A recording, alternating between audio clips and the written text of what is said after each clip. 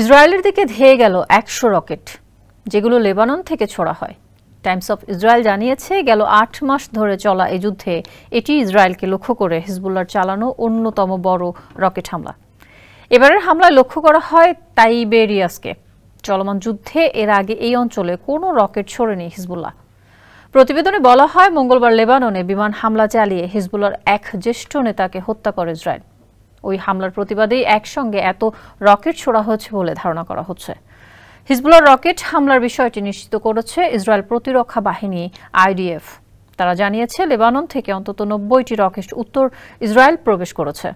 এর মধ্যে কিছু রকেট আকাশ প্রতিরক্ষা ব্যবস্থা ব্যবহার করে ধ্বংস করা হয়েছে। স্যান্ডেলিনা সো, রূপচর্চায় আভিজাত্য। আর কিছু রকেট কয়েক জায়গায় আঘাত এনেছে। রকেট পড়ে বিভিন্ন স্থানে আগুন লেগেছে বলে জানিয়েছে ইসরায়েলি সেনাবাহিনী। তবে তারা দাবি করছে, এই হামলায় বড় ধরনের কোনো ক্ষয়ক্ষতি হয়নি। প্রাথমিক অবস্থায় ইসরায়েল ১০০রও বেশি রকেট ছোড়ার কথা বলেছিল।